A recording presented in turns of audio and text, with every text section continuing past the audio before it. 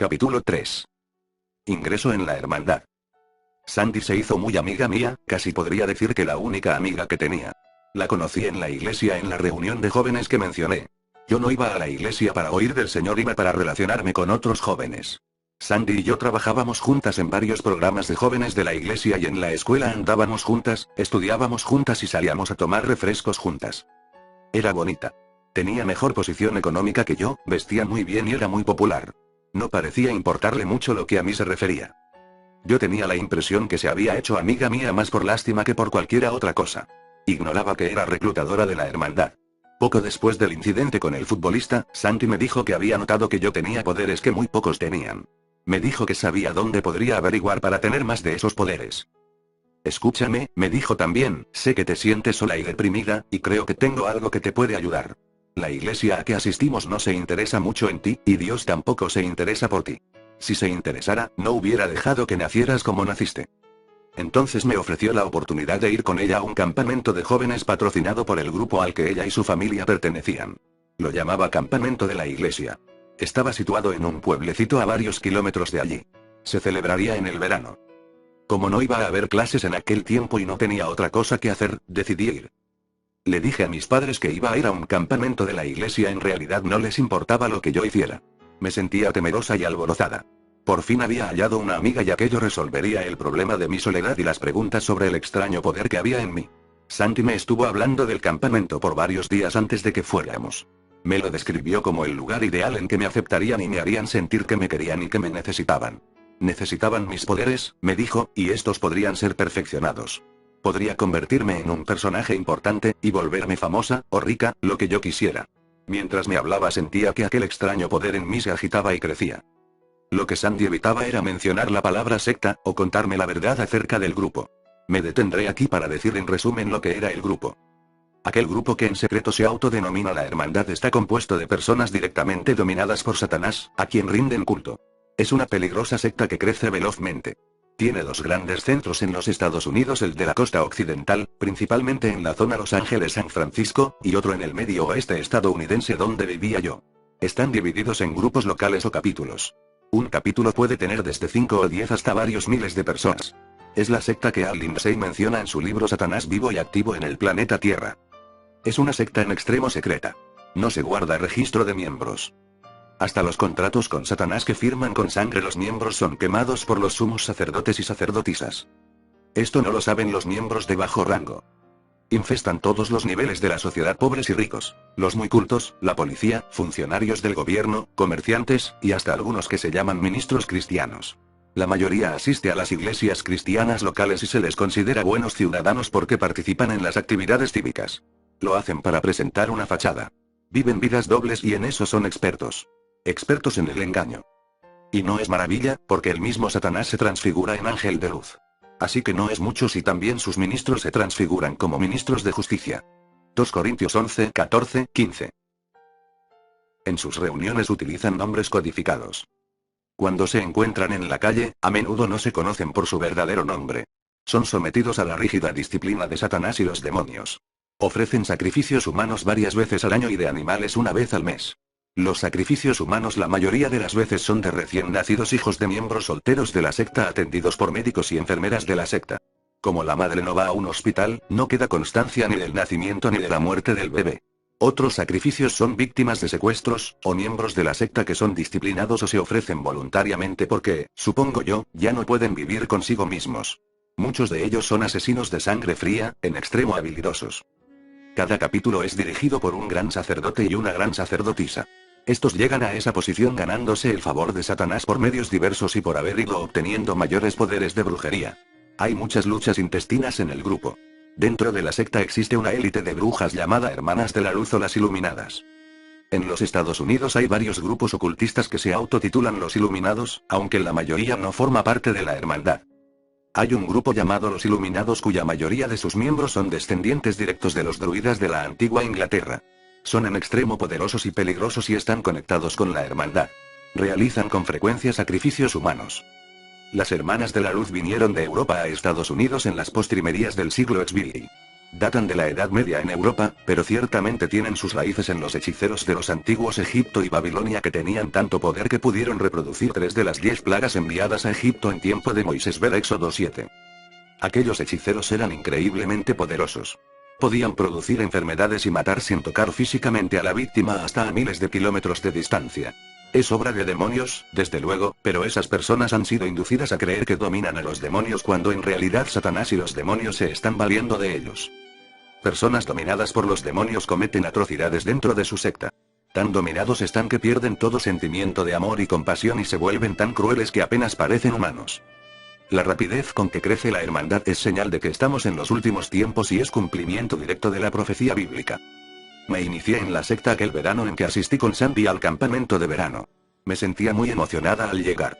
Cuando una se emociona pierde bastante de lo que ve y escucha.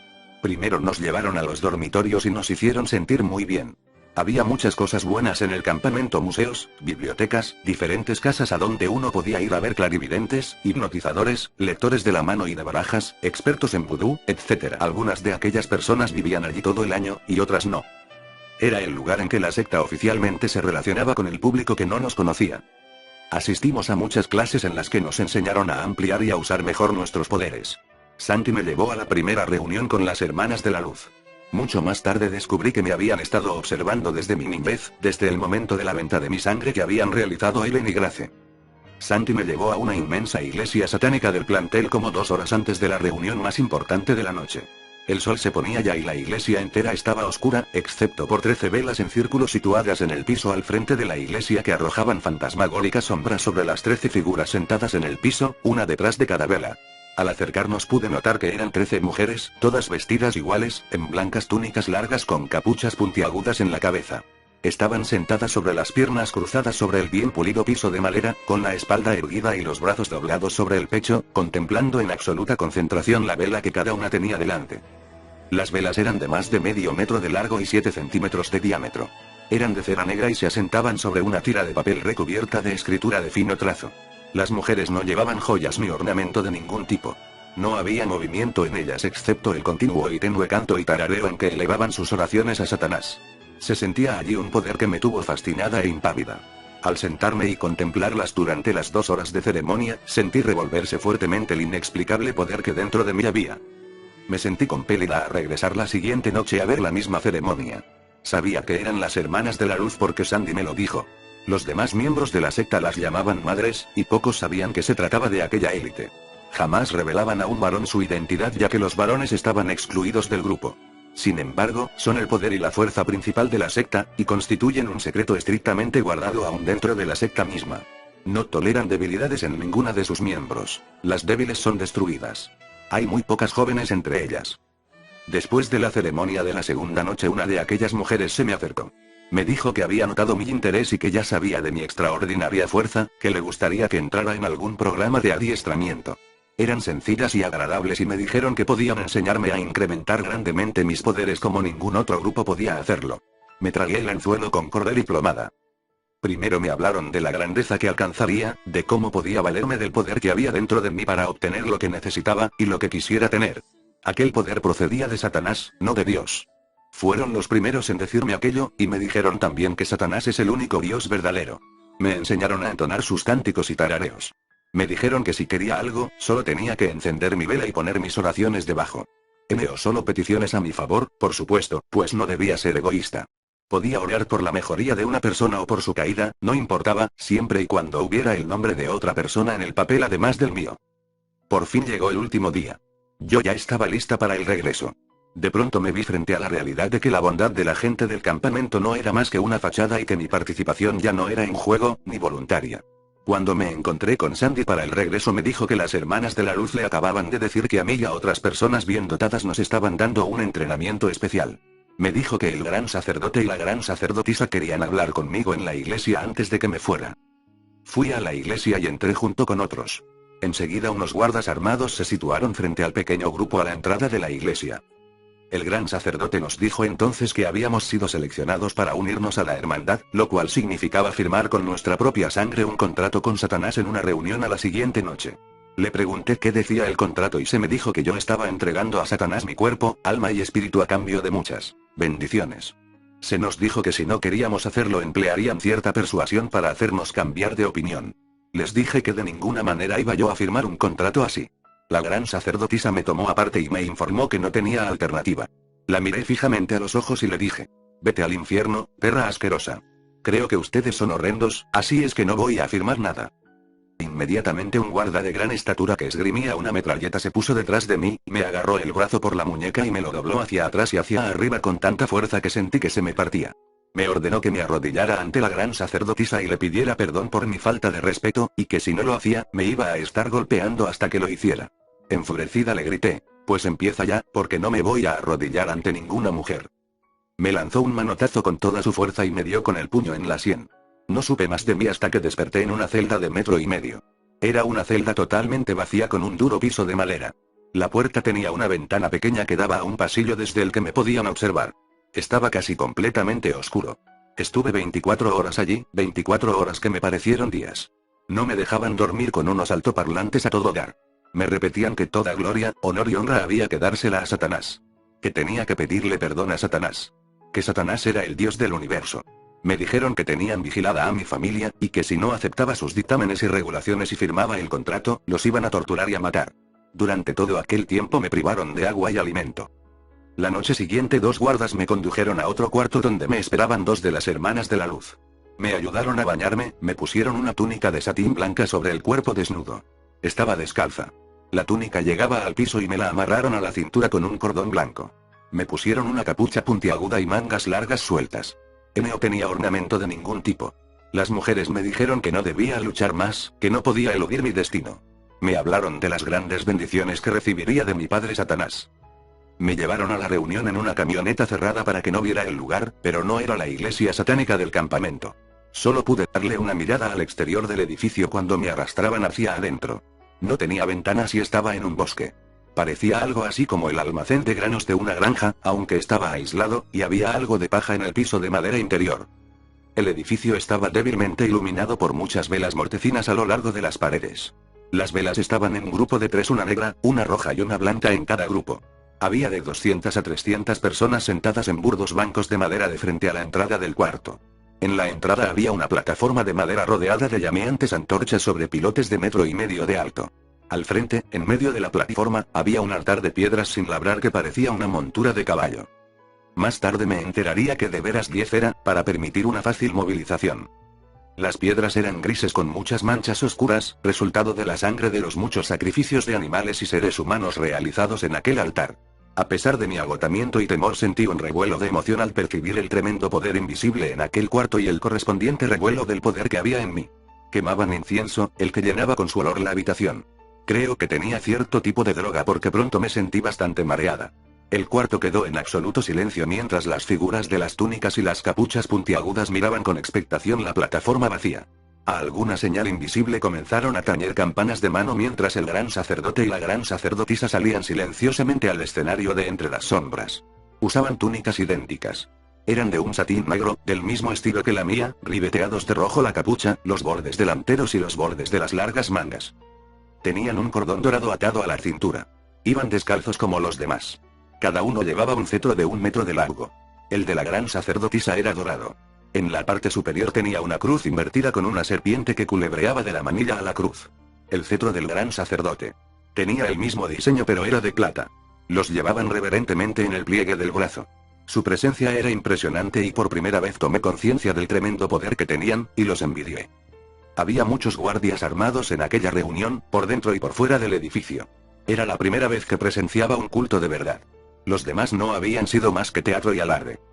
Después de las palabras iniciales, 2 guardas me condujeron frente al altar.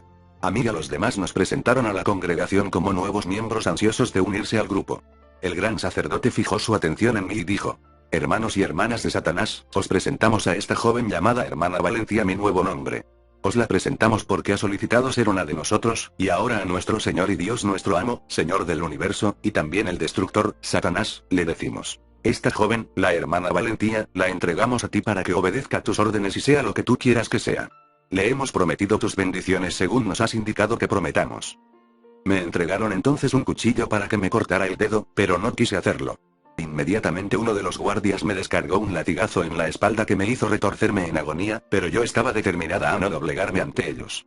Con un chasquido de la mano la gran sacerdotisa le indicó al guardia que no me pegara más. En una voz que destilaba desdén le dijo que había maneras mucho más efectivas de mostrarme mi equivocación. Observé asombrada como ella y el gran sacerdote se situaban en los dos extremos de una gran estrella de 5 puntas dibujada en el suelo del escenario. La estrella estaba pintada dentro de un círculo y en cada punta había una vela negra. Con un simple gesto, sin siquiera tocarlas, la gran sacerdotisa encendió todas las velas a la vez. Entonces comenzó una imprecación, y el gran sacerdote se unió a ella en la entonación del conjuro. La gente se unía al cántico en cierto punto cuando el tintineo de las campanillas lo indicaba. De pronto la estrella se vio envuelta en un murmullo de humo y luz enceguecedora. Al instante el cuarto se llenó de un mal olor como de azufre en ebullición y un enorme demonio apareció en física manifestación en el centro del círculo, rodeado de llamas. Era inmenso, de casi 3 metros de alto. Me miró con ceño fruncido y amenazante mientras se mecía de atrás hacia adelante. La gran sacerdotisa Grace se volvió a mí y me dijo que si no obedecía y firmaba el contrato me entregarían al demonio para que me torturara hasta la muerte. Para mí fue suficiente. Jamás había sentido tanto miedo, pero a la vez codiciaba el poder que Grace, la gran sacerdotisa, había manifestado. Estaba determinada a volverme tan poderosa como ella para poder vengarme de todo lo que aquella gente me había hecho. Cuando indiqué mi disposición a firmar el contrato, 2 mujeres se adelantaron y me colocaron una túnica negra sobre la blanca. La túnica negra era de algodón pero con el mismo diseño de la blanca. El negro indicaba que ya no era una novicia. Tomé el cuchillo que me ofrecían y me herí bien el dedo. Entonces hundí una plumilla en mi sangre y firmé el contrato por el que entregaba mi cuerpo, alma y espíritu a Satanás. Inmediatamente después de firmar me sentí envuelta en una descarga de energía desde la punta de la cabeza a la punta de los pies. Fue tan fuerte que me derribó al piso. Mientras en el piso yo trataba de recuperarme me di cuenta que Grace hacía otra imprecación. A duras penas me puse de pie solo para descubrir que Grace había llamado a otro demonio. Este se acercó a donde yo estaba y me dijo que iba a morar en mí. Extendió la mano y rudamente me agarró por los hombros antes de que yo pudiera decir algo. Inmediatamente me sentí morir, con un fuego abrasador que me recorría el cuerpo y volví a oler azufre. En medio de mi agonía me desmayé y no volví a saber de mí hasta que sin miramiento alguno me introdujo en la camioneta de regreso al campamento. Para ese entonces estaba yo tan agotada y mareada por la falta de sueño, los golpes y la falta de agua y comida, que no comprendía a plenitud el significado de lo que me estaba ocurriendo. Me quedé en el campamento otra semana para que mis heridas y arañazos más visibles sanaran. Cuando regresé a casa pensé y sentí que era una de las personas más poderosas de la Tierra. Sabía que tenía poderes más allá de lo que la mayoría podía imaginarse. Pensé que nada ni nadie podrían destruirme. Cuán equivocada estaba.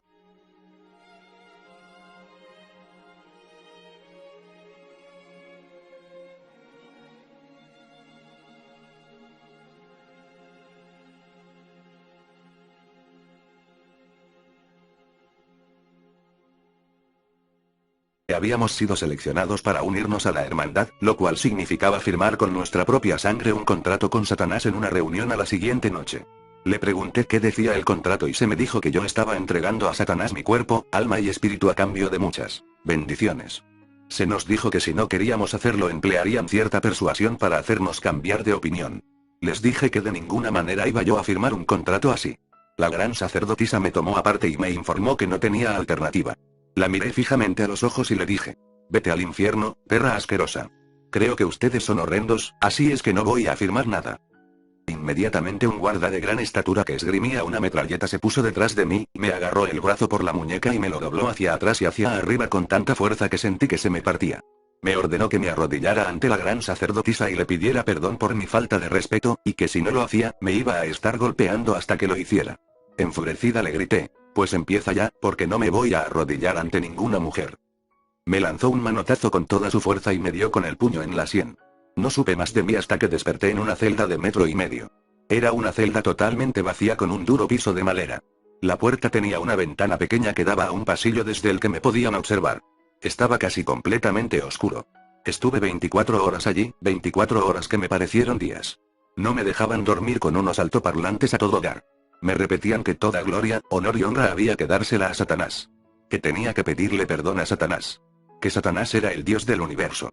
Me dijeron que tenían vigilada a mi familia, y que si no aceptaba sus dictámenes y regulaciones y firmaba el contrato, los iban a torturar y a matar. Durante todo aquel tiempo me privaron de agua y alimento. La noche siguiente 2 guardas me condujeron a otro cuarto donde me esperaban 2 de las hermanas de la luz. Me ayudaron a bañarme, me pusieron una túnica de satín blanca sobre el cuerpo desnudo. Estaba descalza. La túnica llegaba al piso y me la amarraron a la cintura con un cordón blanco. Me pusieron una capucha puntiaguda y mangas largas sueltas. No tenía ornamento de ningún tipo.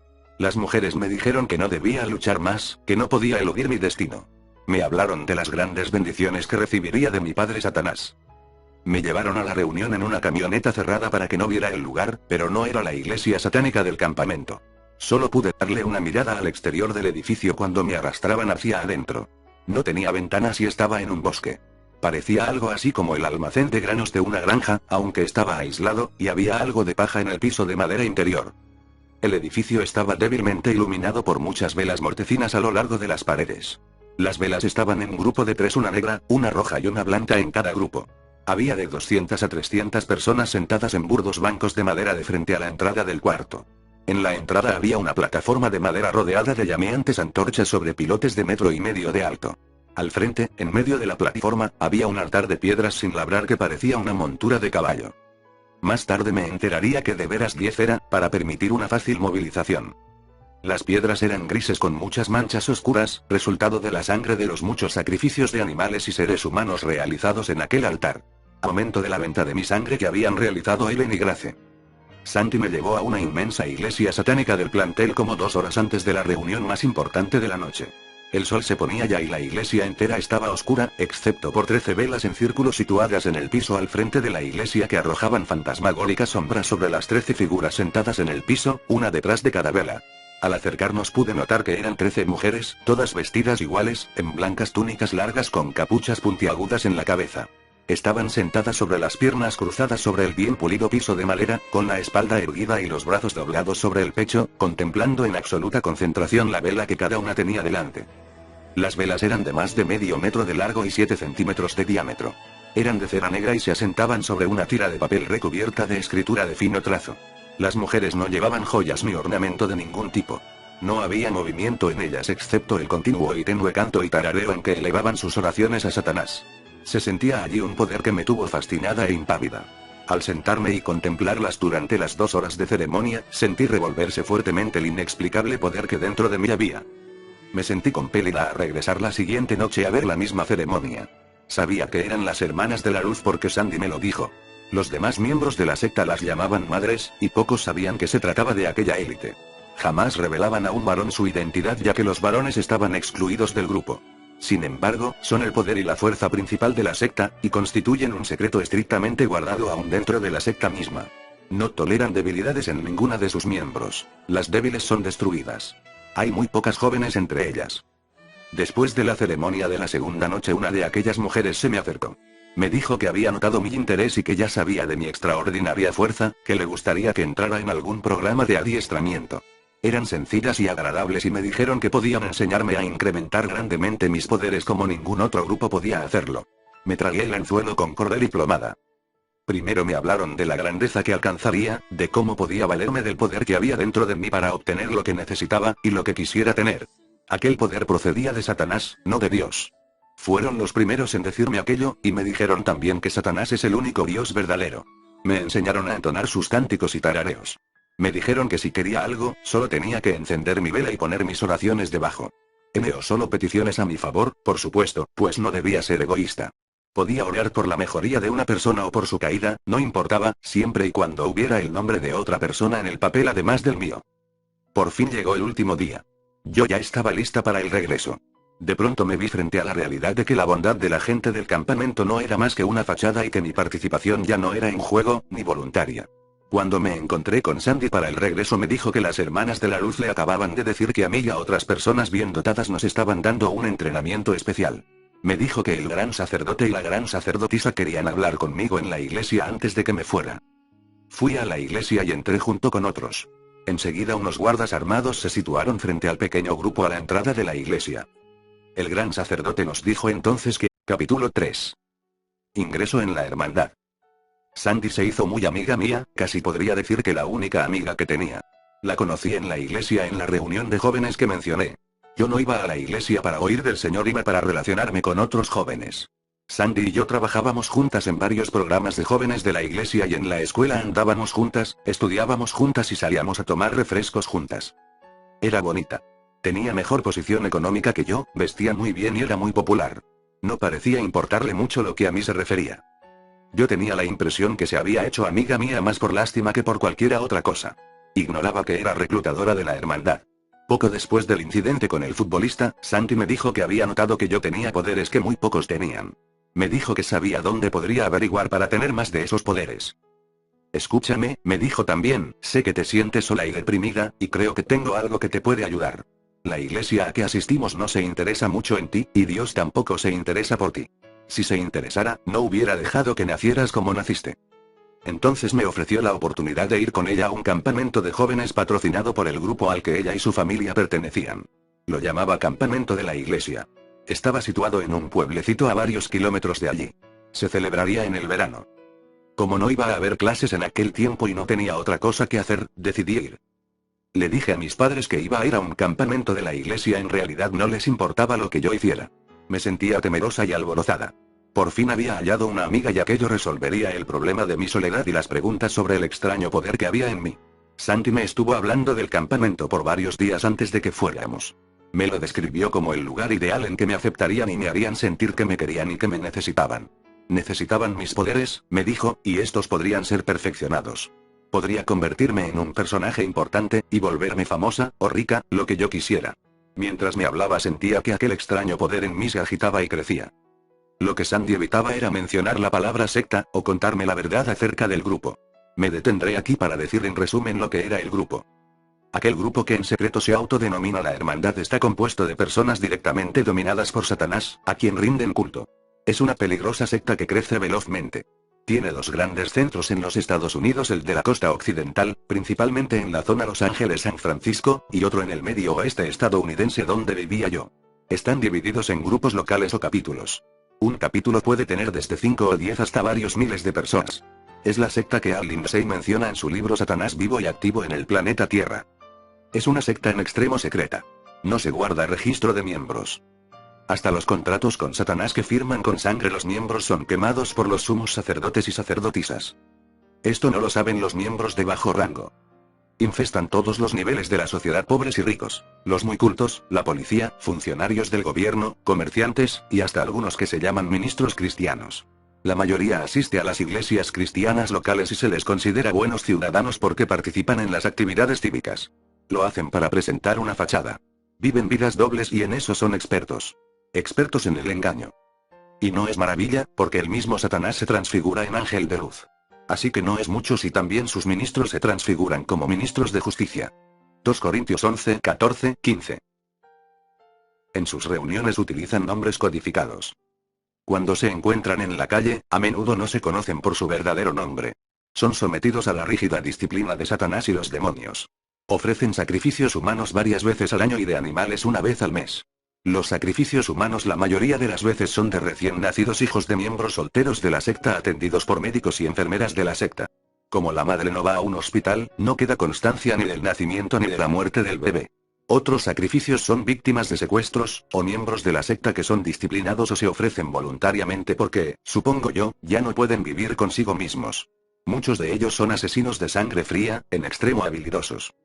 Cada capítulo es dirigido por un gran sacerdote y una gran sacerdotisa. Estos llegan a esa posición ganándose el favor de Satanás por medios diversos y por haber ido obteniendo mayores poderes de brujería. Hay muchas luchas intestinas en el grupo. Dentro de la secta existe una élite de brujas llamada Hermanas de la Luz o las Iluminadas. En los Estados Unidos hay varios grupos ocultistas que se autotitulan los Iluminados, aunque la mayoría no forma parte de la hermandad.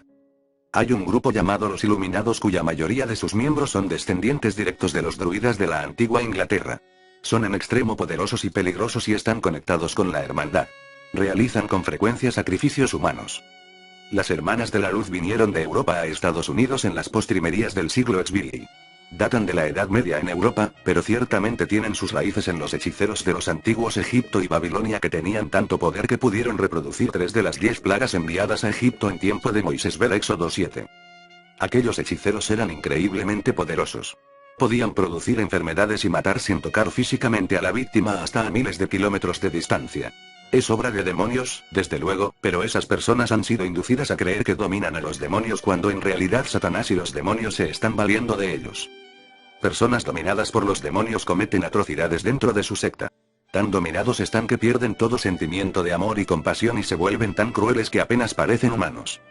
La rapidez con que crece la hermandad es señal de que estamos en los últimos tiempos y es cumplimiento directo de la profecía bíblica. Me inicié en la secta aquel verano en que asistí con Sandy al campamento de verano. Me sentía muy emocionada al llegar. Cuando una se emociona pierde bastante de lo que ve y escucha. Primero nos llevaron a los dormitorios y nos hicieron sentir muy bien. Había muchas cosas buenas en el campamento: museos, bibliotecas, diferentes casas a donde uno podía ir a ver clarividentes, hipnotizadores, lectores de la mano y de barajas, expertos en vudú, etc. Algunas de aquellas personas vivían allí todo el año, y otras no. Era el lugar en que la secta oficialmente se relacionaba con el público que no nos conocía. Asistimos a muchas clases en las que nos enseñaron a ampliar y a usar mejor nuestros poderes. Santi me llevó a la primera reunión con las Hermanas de la Luz. Mucho más tarde descubrí que me habían estado observando desde mi niñez, a pesar de mi agotamiento y temor sentí un revuelo de emoción al percibir el tremendo poder invisible en aquel cuarto y el correspondiente revuelo del poder que había en mí. Quemaban incienso, el que llenaba con su olor la habitación. Creo que tenía cierto tipo de droga porque pronto me sentí bastante mareada. El cuarto quedó en absoluto silencio mientras las figuras de las túnicas y las capuchas puntiagudas miraban con expectación la plataforma vacía. A alguna señal invisible comenzaron a tañer campanas de mano mientras el gran sacerdote y la gran sacerdotisa salían silenciosamente al escenario de entre las sombras. Usaban túnicas idénticas. Eran de un satín negro, del mismo estilo que la mía, ribeteados de rojo la capucha, los bordes delanteros y los bordes de las largas mangas. Tenían un cordón dorado atado a la cintura. Iban descalzos como los demás. Cada uno llevaba un cetro de 1 metro de largo. El de la gran sacerdotisa era dorado. En la parte superior tenía una cruz invertida con una serpiente que culebreaba de la manilla a la cruz. El cetro del gran sacerdote. Tenía el mismo diseño pero era de plata. Los llevaban reverentemente en el pliegue del brazo. Su presencia era impresionante y por primera vez tomé conciencia del tremendo poder que tenían, y los envidié. Había muchos guardias armados en aquella reunión, por dentro y por fuera del edificio.